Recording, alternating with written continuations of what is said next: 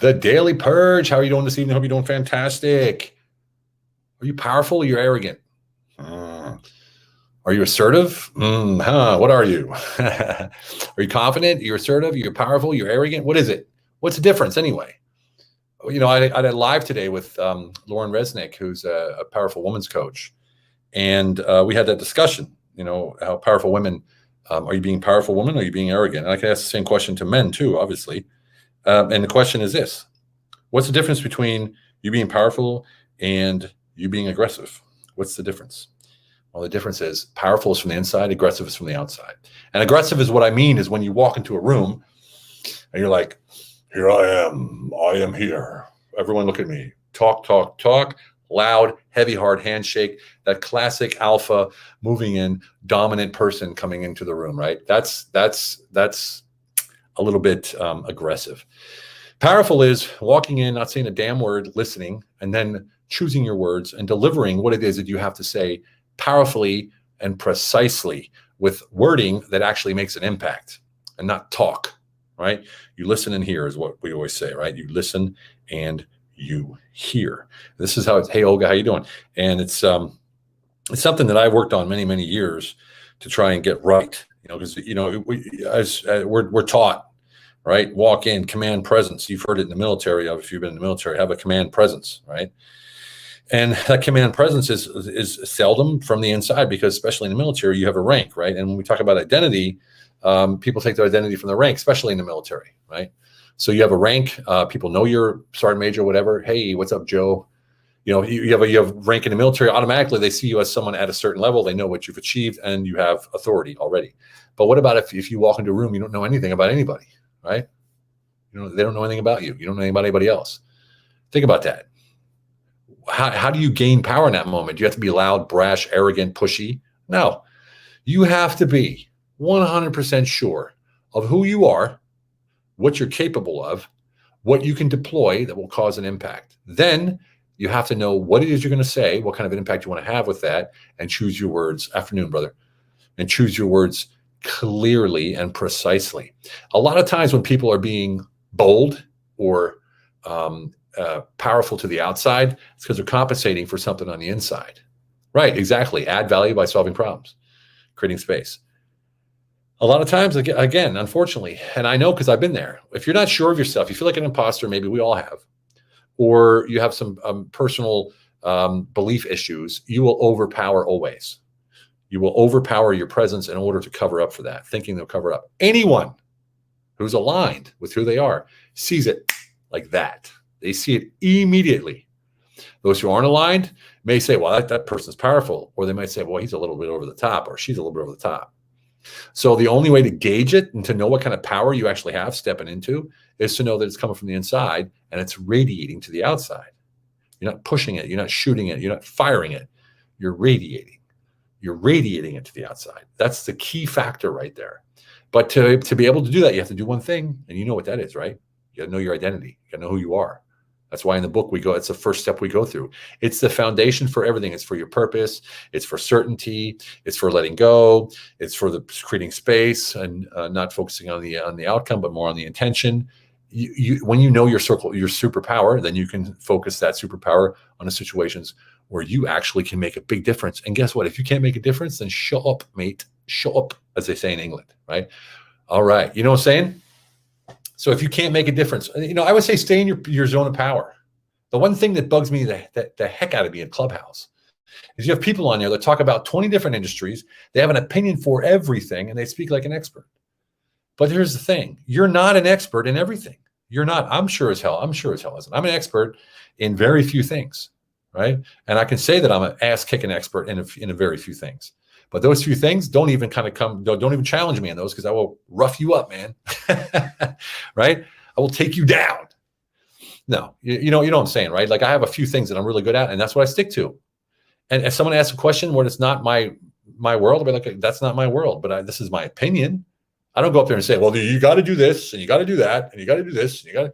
How do you know? Have you ever done it? I mean, I've had people on there. I remember you saw it in me when we first met, that I was overpowering, and you told me to shut up. Calmness creates certainty.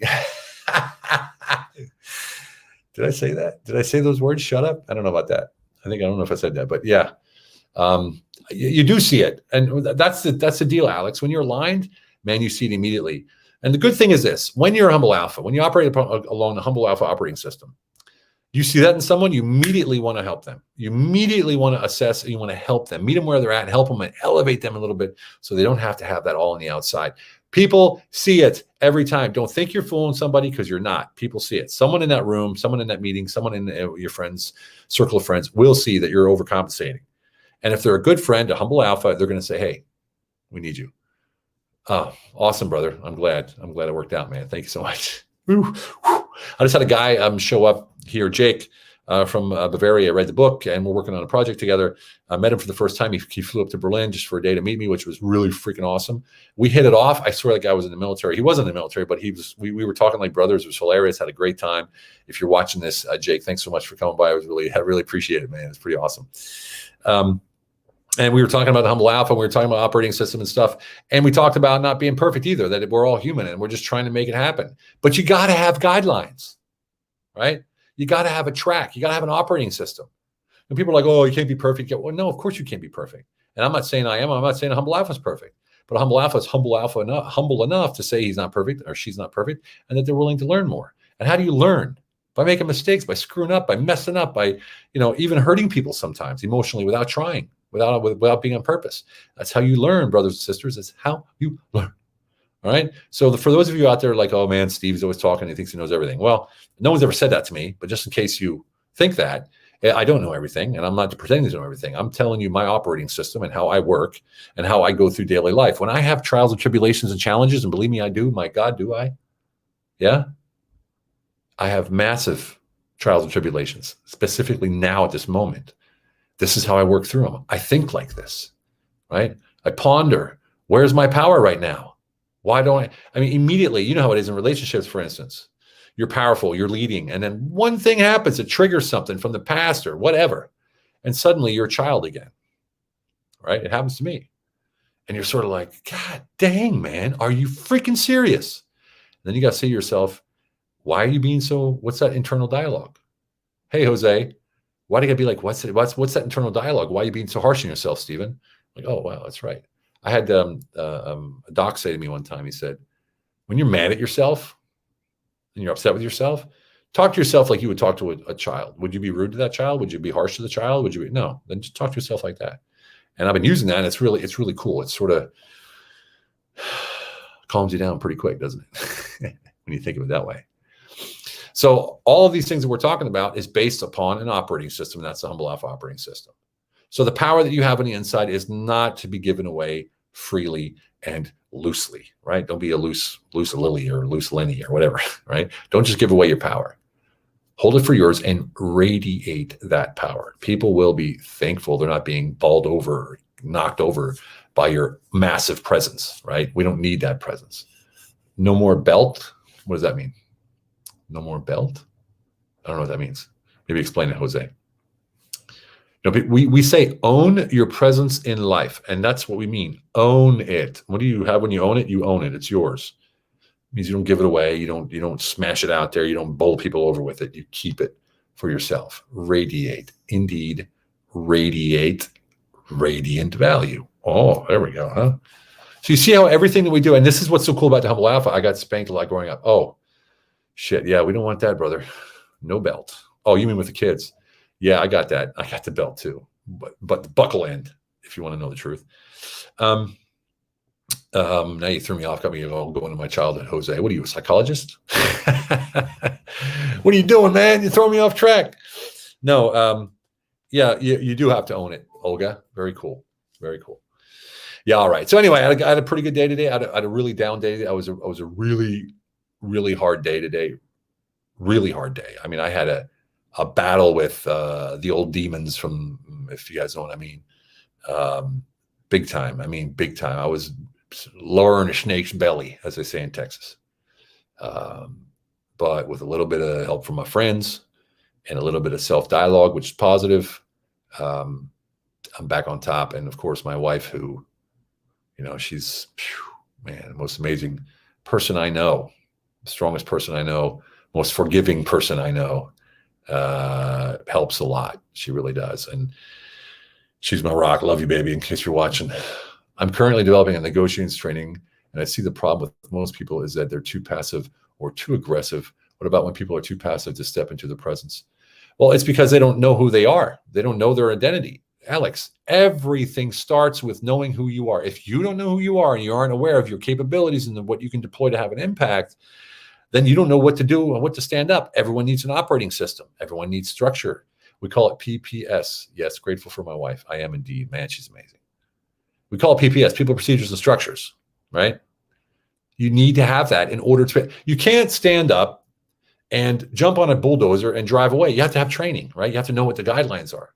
When you play any sports, there's rules and regulations. You know what you can and can't do. Well, it's the same thing in life. You gotta have an operating system. You gotta have an operating system. And to my knowledge, Humble Alpha is the first all-encompassing universal operating system that fits in every aspect of life for any gender, in any country, in any language, and anywhere around the world. It's an operating system for you that you can adapt to your own personality and your own identity. And it's incredible when you really embrace the Humble Alpha like this as an operating system, not things you do or how to do things. It's what to do to release that truth inside of you, the authenticity inside of you, your own power and that kind of stuff, to release it so you can own it. Know what you can and can't do. Yeah, you have to. That's right. Olga's always on top of the game here, man. Love it. Best, always a student, always a teacher. Love it. Oh, there's someone writing yes. That's me writing yes. That's weird. That must be Lane. That's weird to see myself comment and my hands aren't moving. That's scary. Oh, man, I must be telepathic. I must be telescopic. Anyway, yeah, so, right on, brother. Love it. OS Humble Alpha. There we go. OS Humble Alpha. We got it. Lane, do you hear that? OS Humble Alpha. We don't need, I don't know what the other OS, I don't know what the other versions are called. They're always mountains, right? About this Mac. Let me see. Big Sur, Mac OS Big Sur is I'm running right now. So we get Mac OS Humble Alpha. Lane, I think we need to talk to I think we need to talk to Apple, and we need to get a Humble Alpha operating system on the Mac. That'd be freaking awesome. You just give us an idea, Jose. I want to do that. I want to see what they say. That'd be awesome. Maybe we get some marketing stuff out of it. Who knows? But in the end, folks, ladies and gentlemen, you out there, yes, you right there, you. The power you have is yours, and you decide where it goes. Don't wait for it. Don't just dump it out there to knock people over. Don't go out there and try and be what you're not, trying to compensate for what you think you don't have. Because I tell you right now, and this is a promise, and this is coming from the heart and from personal experience, everything you need, everything you think you don't have, it's already right inside of you. All you need to do is activate it, let it go, power it up, uncover it, reboresight, recalibrate, whatever you want to call it. All these different things, uncover it up, let go of the things that you think you don't have because you have.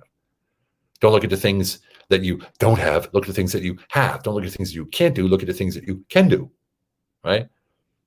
These, it's so freaking powerful.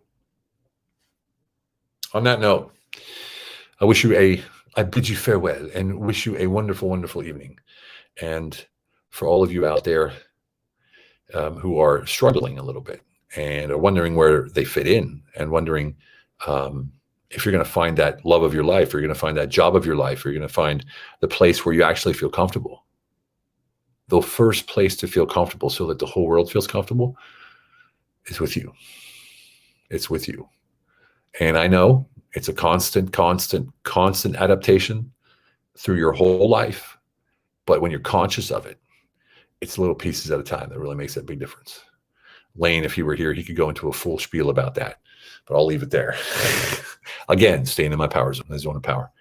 Okay, have a fantastic one. Thank you so much. It's always an absolute pleasure. I love you all for always showing up. You have a fantastic night. And remember, it's all about quality of life. See you tomorrow.